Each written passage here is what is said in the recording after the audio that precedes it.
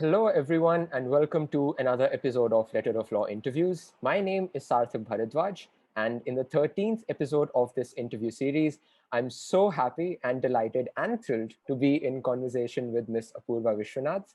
Ma'am is a legal journalist. She graduated from RMLNLU Lucknow and started her career as a legal journalist right after that. She has previously worked with Live Mint, The Print, and is currently the assistant legal editor with the Indian Express. I thoroughly enjoy reading ma'am's articles on the Indian Express, and ma'am, I'm so happy that we have this opportunity to sit together and talk. Thank you so much for taking the time out and being here with me. Thank you, Sarthak. This is, like I was saying earlier, very productive use of your time in college. I can't think of a better way to do this than in the pandemic. But before you start, I have a housekeeping thing. No, ma'am, please. I'm Apurva. I've always been Apurva even in college. Yeah, we'll do that. No problem. I'll keep that in mind. So Apurva, to start this off, why don't you tell us a little bit about yourself? I was going through your Twitter, and your bio tells me that you're a law school survivor.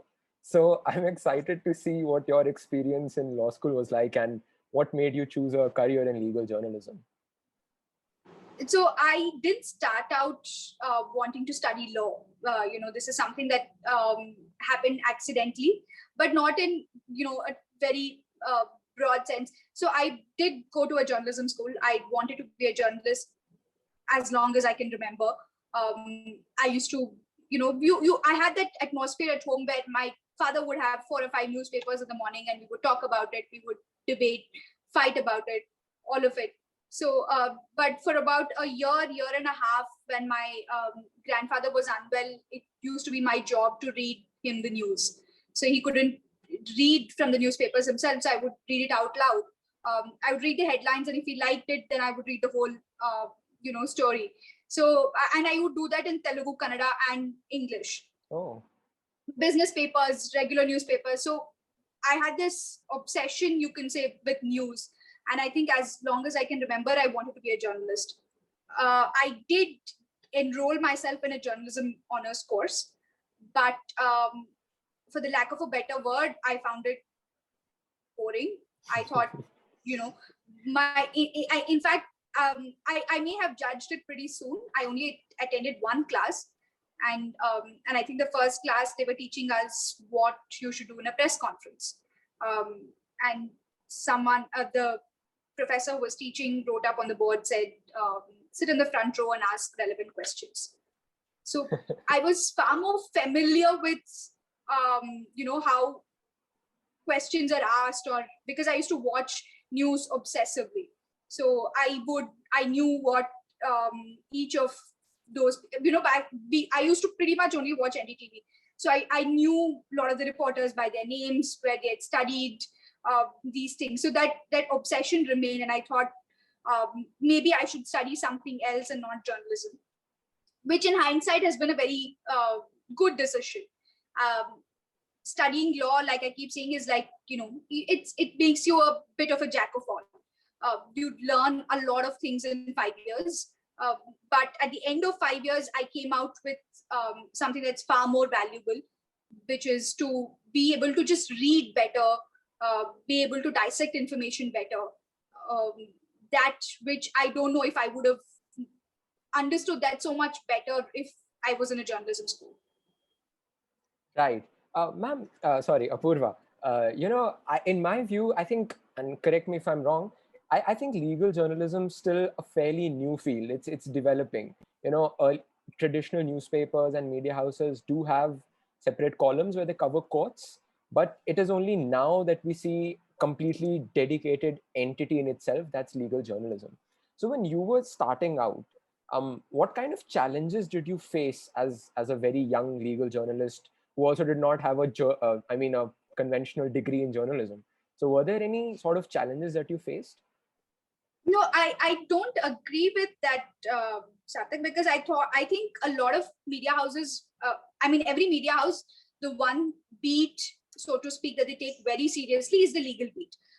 If you've, and I don't think it's a fairly new development. You've had fantastic journalists like Manoj Mitta, V. Venkateshan, who still writes for the Frontline. fabulous journalists who did a great job of covering courts. But I think the way in which courts have covered has changed a lot over the last, say, 5 or 6 years. And that's for a whole different set of reasons. It's not because media houses are paying more attention to what's happening in courts. But I didn't set out to, cover courts. I joined Mint. That was my first job. Even when I was interning earlier, I'd interned in a few media houses before, with Hindu, NDTV, and Economic Times. So everywhere I went, there was this thing that, since I was a little bit more familiar with what happens in courts, I naturally gravitated towards it. But when I joined my first job, I wanted to cover politics.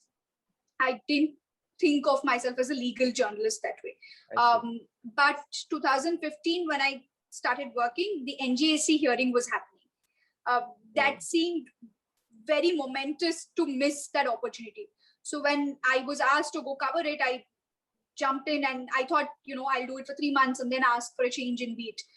3 months became 6 months and a year. And I realized this was a niche that I could continue working in. So I think that's how it happened. But no, like I was saying, there are some excellent journalists, some people who've been tracking the court, their institutional memories almost of 25, 30 years. Even today, you have these journalists in the Supreme Court. So, of course, in the last 4 or 5 years, what has happened is with the advent of, instantly, tweeting about courts, or also that a lot of constitutional cases have happened in the last 4 or 5 years that grabbed everyone's attention. So the way you write about courts has changed. It's not wry, boring, or very esoteric that other people don't understand. So there's a conscious effort now to demystify, make it simpler. I think that's the difference that you're seeing now. Right. I do agree with that. Actually, before I move on to my next question, Apurva, I just want to get your thoughts on this. You mentioned the NJAC thing that was happening and how that really piqued your interest. As a legal journalist, have you ever felt that you are, while reporting, only at the sidelines? Or do you think, no, we are the ones who are actually generating awareness and creating, bringing information to the minds of the readers? Or have you ever missed being a lawyer and actually appearing in court and arguing? Because I think even in college, I was very clear about what I wanted to do. So I didn't miss action that way. But I think that learning process was something that blew my mind compared to what I was learning in college. I think a couple of hearings, for example, like NJAC, or subsequently, there was one case about Arunachal Pradesh. So where, just the discussion on the powers of a governor and the role of a governor in a constitutional democracy, these things took you back to your classrooms, and it just made me realize that what I'd learned in classrooms was minute, or next to nothing. So just they were like master classes by themselves. So hearing Fali argue, or in the Arunachal, just Abhishek Manu Singhvi. So these became like, I still have those notes and I look back at it, and that's something that I don't think I would get even in college. But no, as a journalist, I don't know how other people perceive it, but you are just documenting what's happening. I don't look at myself as somebody who's in the thick of action. I am on the sidelines watching it, carefully observing it.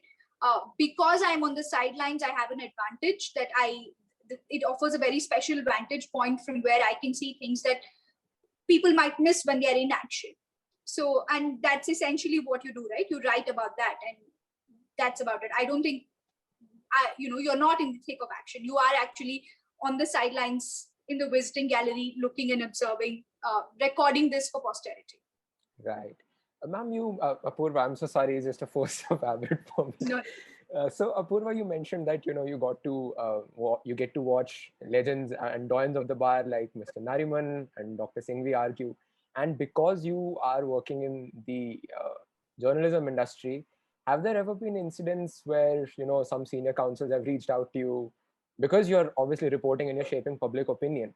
So have they ever reached out and said that, hey, perhaps write favorably for us, or have they ever said that what you reported, we don't think it's accurate? So has there ever been a scuffle like that? No, when people tell you, especially when you write sort of analytical pieces, there are lots of lawyers who say, I don't agree with this point of view, and I think this should be this should have been read like this. Those happen. But what as a journalist, what I would look for is something to be fair and accurate. That's about it, right? So, but I don't think there are senior advocates who reach out and say write favorably. I don't think they care about that. Yes, you do have a lot of lawyers who, young lawyers, I would say, or otherwise, who do fair bit of PR for themselves. They make friends with court reporters, or send their planes as soon as, even before it's filed sometimes, or make these requests. Can you say advocate so and so assisted by so and so? Okay. These sort of requests you do get, but I don't think senior advocates really, they care about what's being written about them, but I don't think they care enough to reach out and have it one way or the other. I understand. This actually brings me to my next question. We see a lot of PIL action happening at the Supreme Court and the High Courts, more so recently. And we are seeing that a lot of it turns out to be frivolous, which is often dismissed with costs. And I was reading an article in a newspaper which said that perhaps journalists shouldn't write about these frivolous PILs so much, because it gives them popularity and it motivates young people, young law students, to actually move the court with these frivolous PILs. What's your opinion on this? Do you think that frivolous PILs should not be reported, or because it has been filed, you have a duty to tell people that this is happening? It is an open court, right? It is an open court. It is a reportable order. But I think there is, so I don't know why these shouldn't be reported. If the court is accepting them, hearing them, giving it its time, judicial time is very valuable. And if a court is actually giving cases these times, I'm not just talking about what's happening now. I remember this one particular case, PIL, where they asked for banning of jokes against Sikhs. So they listed out even some Santa Banta jokes on an affidavit and said you have to ban all of these. That PIL was given at least like 5 or 6 substantial hearings, and so I think it's an institutional issue, and there are ways to be dealt with. Journalists reporting on it or not is a very minuscule portion. Of course, they're done for publicity, but they get the publicity only when court agrees to hear, right? If the court throws it out and imposes costs on the petitioner, they're not likely to file it again. Having said that, there is some responsibility in how you report these, right?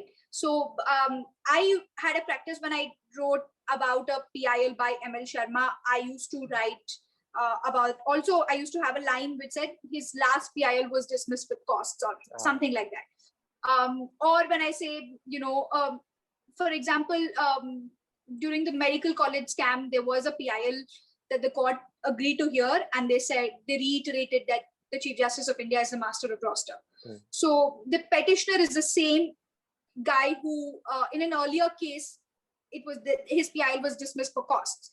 So I would note that this is the same petitioner. Earlier that was done, but this time. So it signifies that the court also uses this as a tool of convenience. That's, you give context and you let people make their own judgment. But for example, like Juhi Chawla case that happened, right? This is something that all of us talked about. If you saw a lot of headlines refer to her as environmentalist, and these were, what are the credentials? How do you put her environmentalist tag over Bollywood actor? These are part of responsible reporting, but ultimately it is an institutional problem, right? Every court is handling with these. You throw them out, they will stop filing. Right. That's fair, and I do agree with that. So Apurva, the next question relates to something that we spoke about slightly earlier. You said that the way reporting is done these days has slightly changed. And I think this is largely because of the advent of newer platforms like Live Law and Bar and Bench. And so, in your opinion, how do you think the workings of a traditional newspaper, Hindu, Indian Express, Hindustan Times, is different from these new platforms like Live Law and Bar and Bench? No, I think for one, in terms of news gathering, there is no difference, right? Like as a reporter, what do you do? If you're covering the court on a day-to-day basis, which I used to do fairly regularly at some point of time. You look at the cause list, you make a list of what you think are important cases. You go to each court, you track the proceedings, you write about them. For a national newspaper, I would say the difference is that there is a larger political context for a lot of these cases, which is reflected in how important a story is or isn't. But that is not so, at least for a portal like Bar and Bench or Live Law, their audience is largely the legal fraternity, advocates, law students, judges themselves, very different. It's changing now. You have a lot of people much more interested in Live Law and Bar and Bench. So, which is why you also see them providing more context now. But in terms of news gathering, there's absolutely no difference. In newsrooms, everywhere you have at least one or two layers of scrutiny over what you write.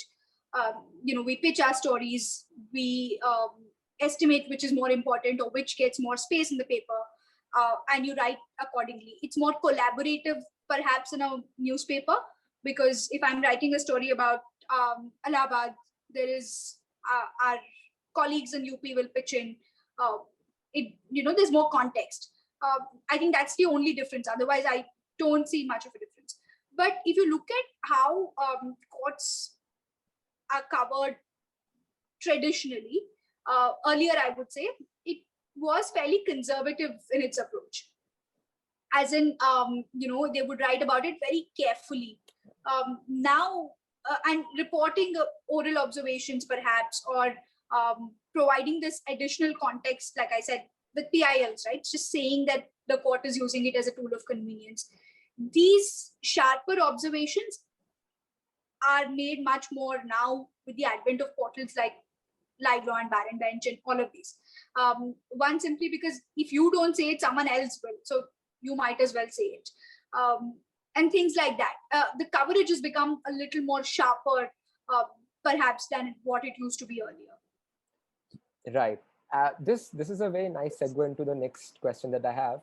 Another shifting trend in legal journalism is the concept of live tweeting. Now, of course, there are only a few platforms that do it. Traditional platforms, I haven't come across traditional newspapers live tweeting. So what's your take on this concept of live tweeting? Do you think it increases accessibility and the accountability of courts, or is it just, or do you think it should go? No, I don't think it should go. It is accessible to a lot of people, right? For people who don't have the time to pick up and read, say, an 800-word article that I write, may look at it with tweets. But there's a lot of danger in, what we do. But that's with everything else. Like my story can be misread, or perhaps a tweet of Live Law can be misread. Good practices are where Live Law puts up a thread and doesn't put tweet in isolation. Just doesn't take a random thing said in court and tweet, but they put it in a thread. Things like that. But I don't think there's any issue with live tweeting per se. As long as you give context, you understand why the judge said what he said. I don't think there's an issue at all. But there are other problems, because there are lawyers who live tweet. I have seen law clerks, sometimes interns sitting in the gallery who live tweet. Oh. So that when you, for example, the entire Aadhaar case, the lawyers on the team were live tweeting. Yeah, right? I followed that. So, but again, the caveat was they said that they are the petitioners and they have an interest and you should filter it appropriately. So that's about it. You filter it accordingly and look at it. But providing that context, for example, like in most hearings, the judge asks questions in a very probing way to make sure the lawyer gets to the answer, or the lawyer looks at things in a different way. So they're not necessarily beliefs held by the judge. If that is conveyed, clarified, I don't think there's a problem. But having said that, I think live tweeting now is like an old story. With live streaming of courts, and when you can see what's happening, that's going to change the game all completely. I have tweeted about hearings earlier, like the entire hearing perhaps earlier, where there's a lot of it's a complete chain. There's context. It's easy for people to understand. I once had an editor who said, "I wish we could put the entire thread on a newspaper. Yeah. It's more easier to read than reading an 800-word story. That for some things it may be more useful, but for why a lot of traditional media houses don't do it is because our product is different. The audience for me are those who pick up Indian Express in the morning and read. For a television reporter, it's the eyeballs on his channel and not really the tweets. The tweets help, they amplify, but they are not the product that I'm working for. My intention is to have all my notes, which is comprehensive enough for me to write my story for the paper. So I think that's why you see Bar and Bench and Live Law doing most of the live tweeting, as opposed to a lot of other journalists who cover the court. Right. So these were the questions that I had from a professional sort of working of legal journalism. Now some questions from a student's perspective. I see that lately legal journalism is becoming a fairly popular career option. A lot of my friends in law school are actually, they want to become legal journalists after graduation. But as far as I know, there isn't really a streamlined process of recruitment. So how does one become a legal journalist, especially because law students don't have a journalism degree? So should they go to journalism school, or if not, how does a law student after graduation become a legal journalist? So there are two things to it. I get a lot of questions on, say, LinkedIn or Facebook, asking, "I want to be a legal journalist. Tell me the scope of it." Yeah. So I think the first question you ask yourself is, do you want to be a journalist, or is it that you think because you studied law you want to write about the law? They are two very different things. And when you ask these questions to yourself, you understand what you want to do better. I write about courts, but that doesn't mean I will not go out and report on the pandemic, right? When you are in a mainstream media house, your beat is not something that you choose. Of course, if you come with certain expertise or you develop that expertise over time, a beat becomes yours, you continue doing that. But for a lot of young journalists, it's something that you are assigned. In fact, a lot of media houses, during your training, you are actually moved around. You learn a bit of page making, you learn a bit of editing, you're on the desk, and then you also report. So it's not something that you choose particularly. If you want to be a journalist, then that's the route. Okay. If you want to be a news gatherer, that's the route. So you actually, I when I was interning, I covered municipal elections. I covered milk prices being increased. I was asked to go to a nearby place and just see what the effects of increased milk prices are. So you begin at a very different place. I think a lot of people also confuse, especially in law schools, confuse writing opinions about the law to be legal journalism. And there's a big difference, right? That's not what legal journalism is.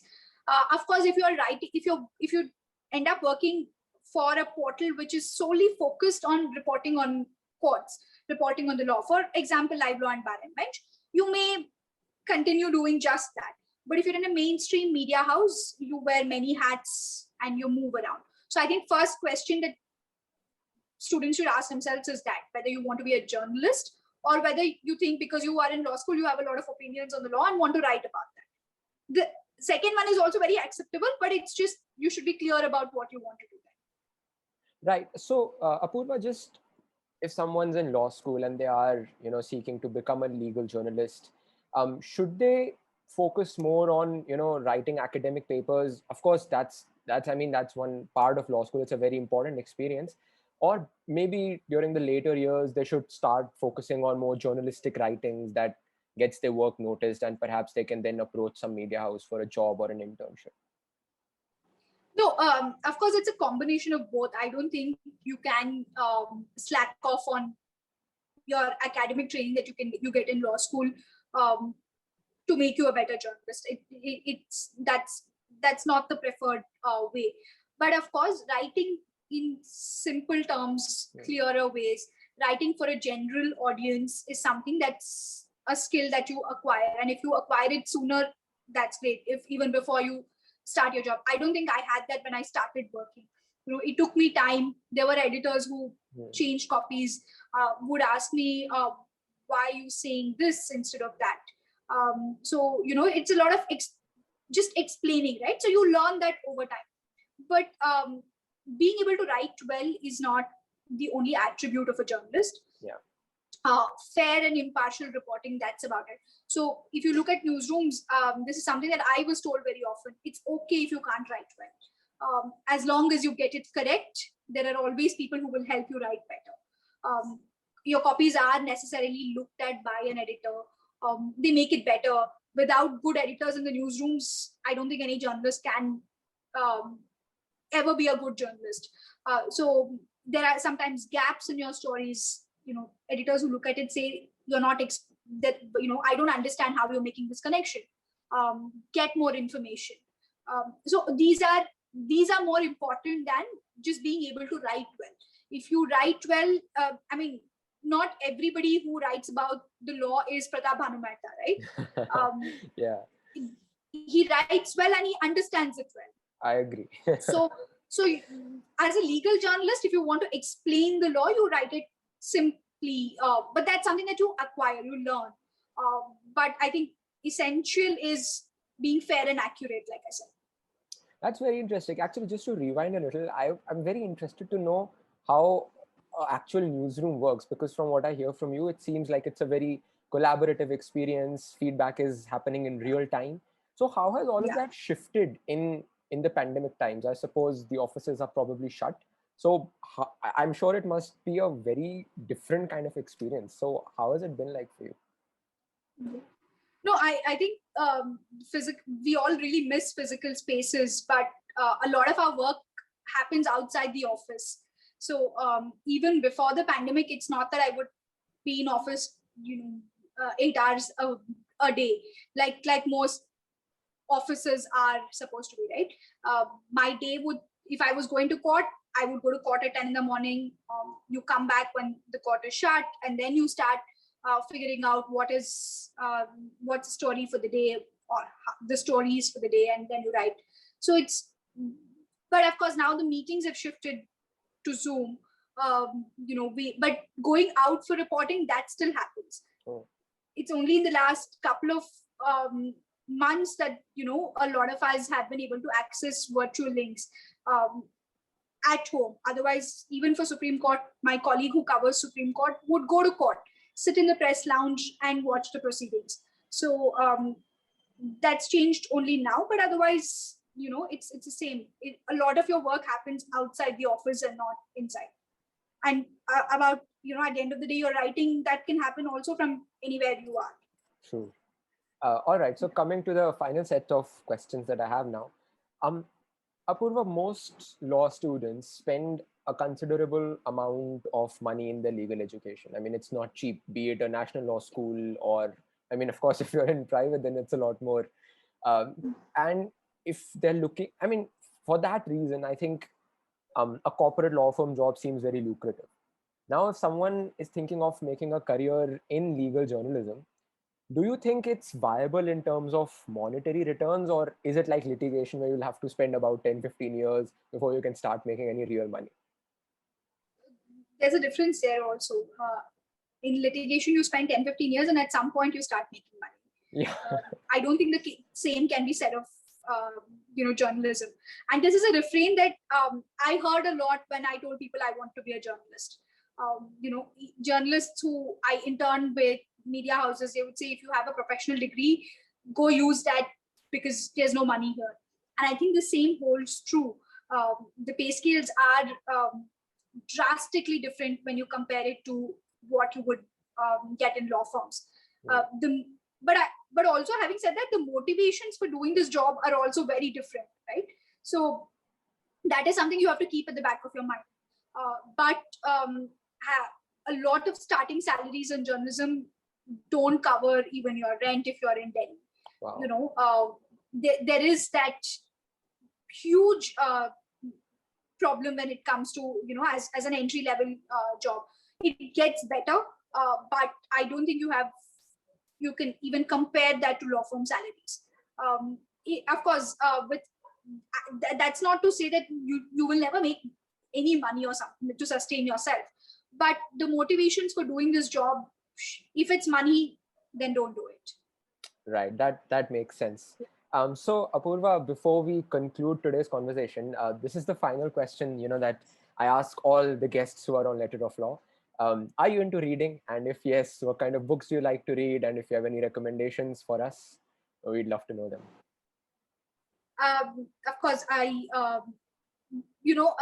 if there, I don't know if I can give you recommendations off the top of my head, but something that stayed with me from my readings in law school also was a lot of Gabriel Garcia Marquez's non-fiction writing is something that, in so many ways catapulted me to being a journalist also. That's something that I really enjoyed reading.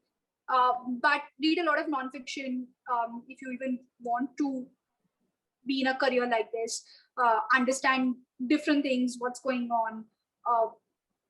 Don't just go by what was said in this judgment. For example, if you're reading the bank nationalization case, read about the social, political, and the economic situation of this events that led to it and what happened, the fallouts. I think that should be essential reading than just focusing on what was said in court, what was the legal fight about. That's something that we learn in law school anyway, right? But a lot of reading around it is what will help you, even if you're litigating, I suppose, than what was just said in courts in the judgment. So with this, we can come to an end of today's conversation. Thank you so much, Apurva, for taking the time out and being here with me. I really enjoyed speaking with you, and I hope that we can stay in touch in the times to come as well. Thank you so much, Sarthak. And I hope, these were really, really intelligent questions, and I hope it helps people, because a lot of messages that I get on LinkedIn are very broad, and sometimes I'm unable to answer to those broad questions, but this conversation was entirely different, and I hope it helps a lot of people.